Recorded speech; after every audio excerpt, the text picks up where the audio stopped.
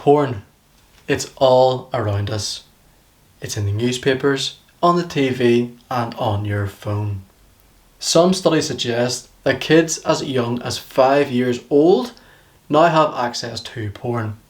5 years old. Have a think. What were you doing at the age of 5? The first time that I accessed porn, I don't even know how old I was.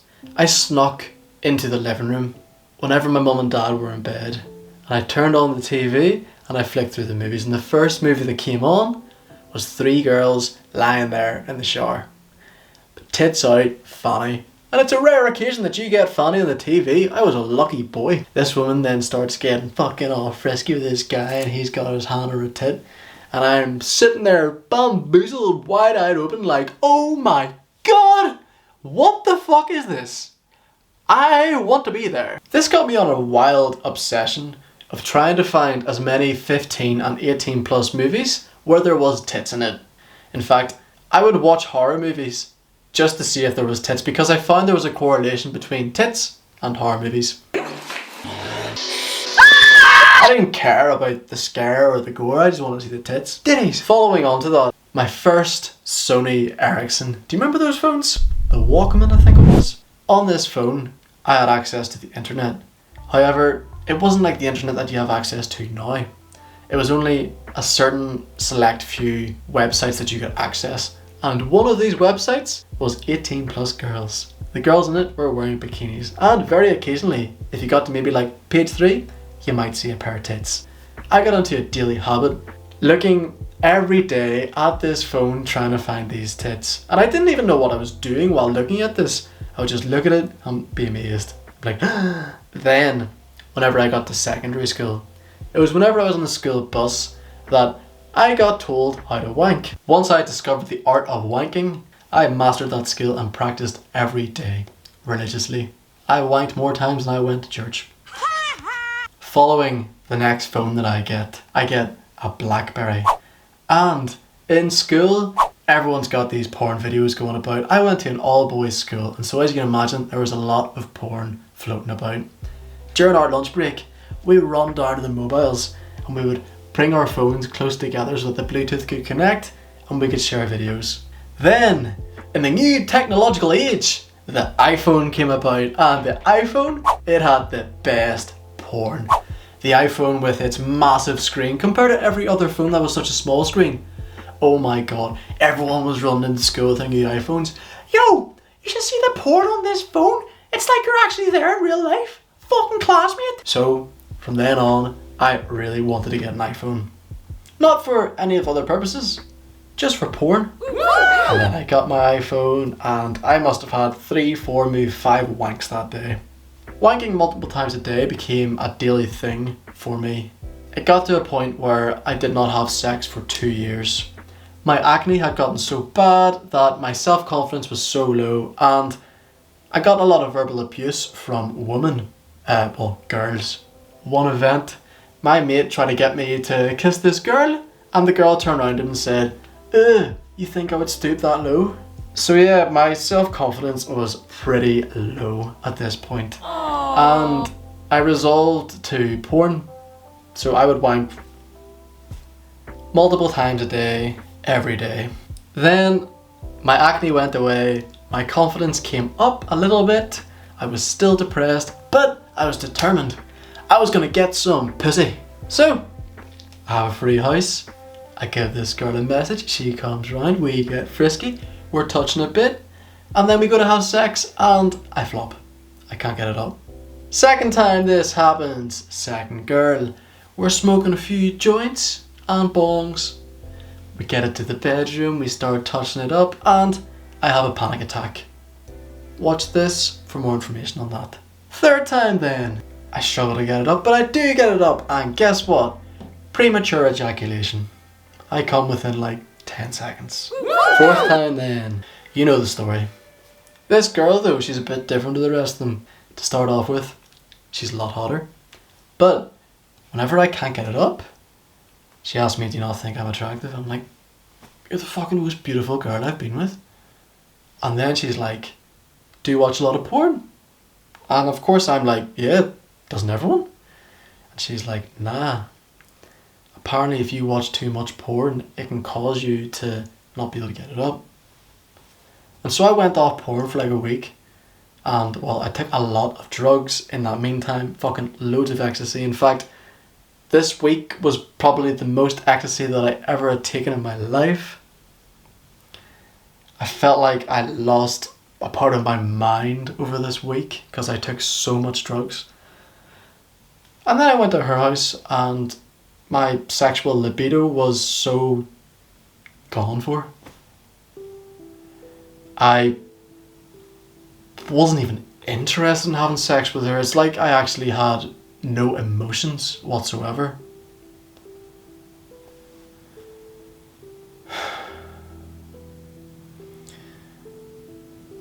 This whole year was probably the worst year of my life.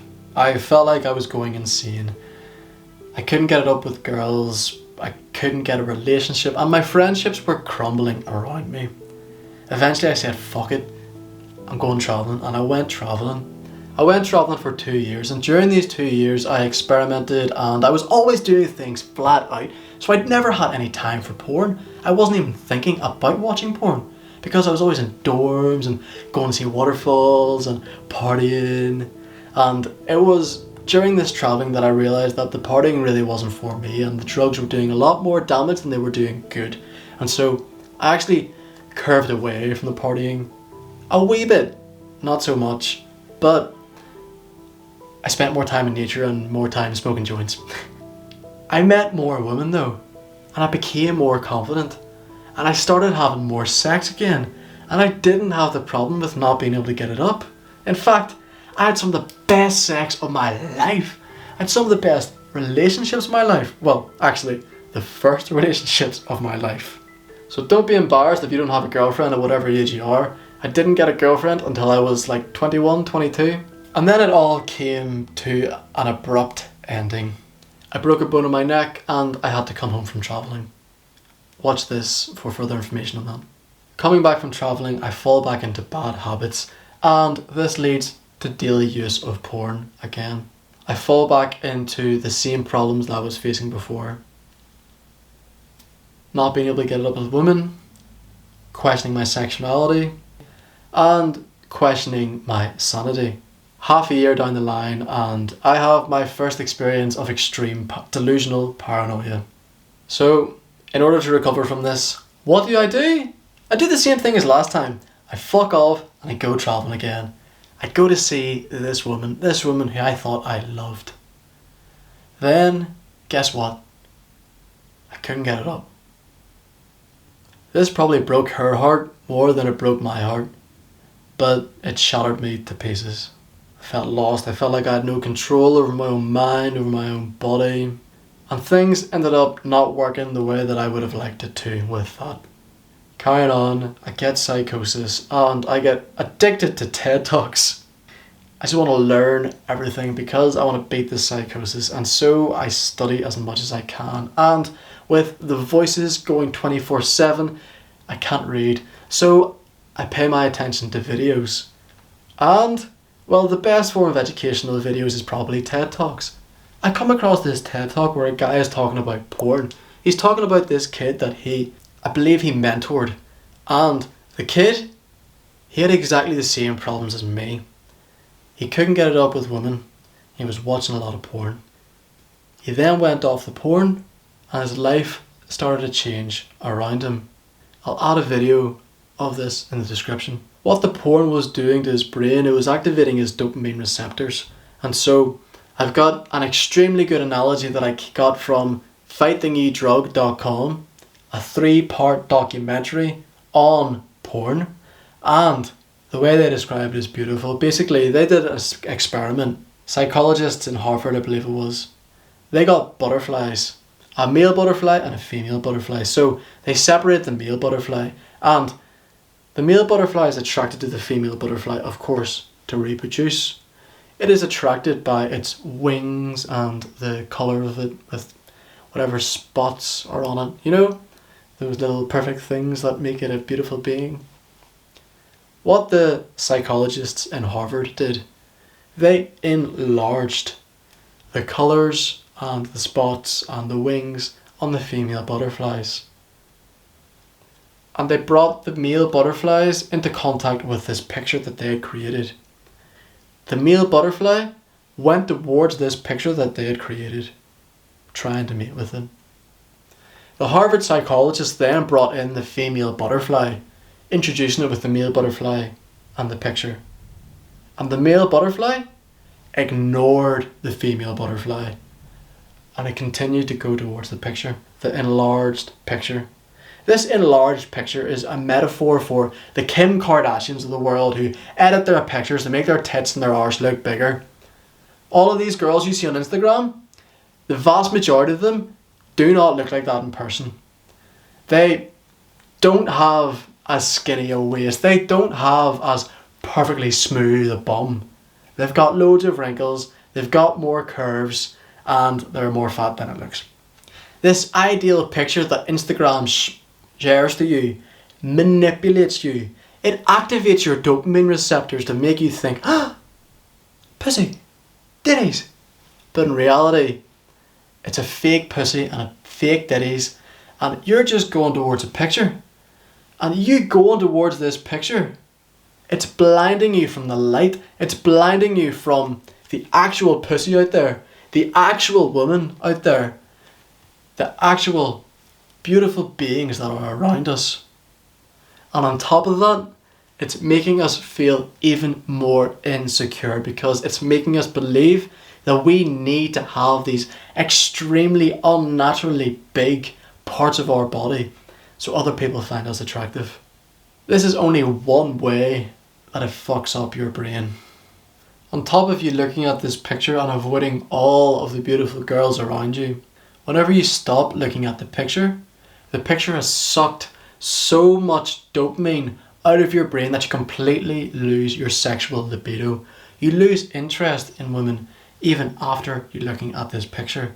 So, in order to get back out there and look for those beautiful women again, you have to detox from it, and you have to train your brain to get dopamine from elsewhere, to get it from actual authentic human connection and experiences. As you're going to see here, my mum and dad have got a sexual ornament, and so there's porn always been all around me. Whenever I was really young also, I found a porn video of my mum and dad's and I used to watch it. Pretty fucked up. It's not of my mum and dad, it's a porn video they have of someone else, okay?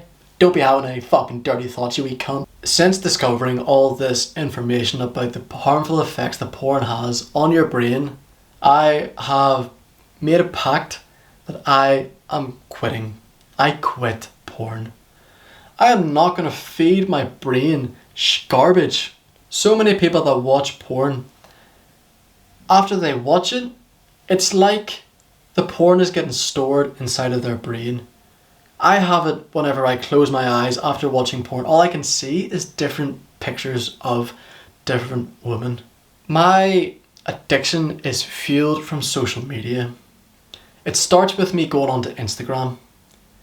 I scroll through Instagram and then I get bored. I want to look for more. Then I go for the search engine, and the Instagram algorithm, it knows that I want to look at women for so much that all you see in the algorithm is women.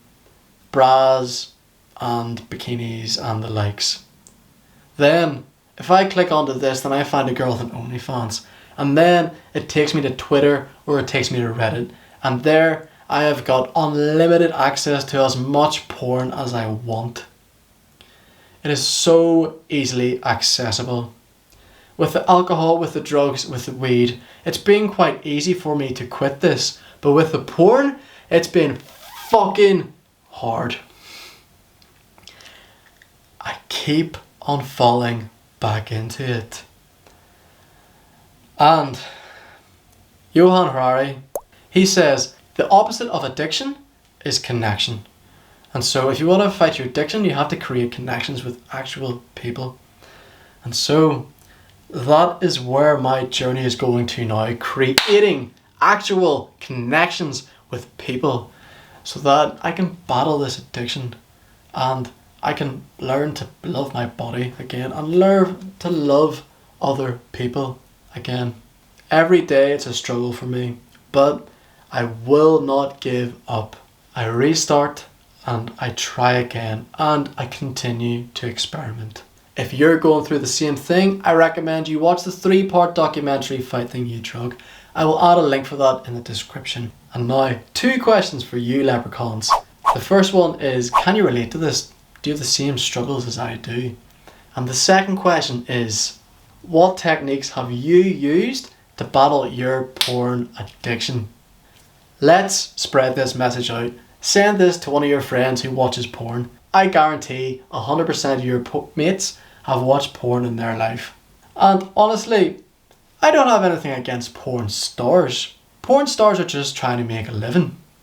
If anything, they get treated really poorly and they deserve more respect. So I actually really respect the platform OnlyFans, where you're in control of your own publication of your body. However, I'm addicted to it. And so I have to fight that battle. It's just like weed. I don't have any problem with weed. It's just I can't smoke it because of my relationship with it. Because of it partially causing my psychosis. I honestly believe the porn is as much to blame for my psychosis as the cannabis. Please let me know, leprechauns, what tips you have for battling your porn addiction. I'm sure everyone would love to hear for them to battle their own addiction and for me to battle my own addiction. In the meantime, thank you so much for listening, leprechauns. Lots of love and God bless. It's kinda crazy, the kinds of things life throws at you. I never knew I'd feel so safe in your eyes.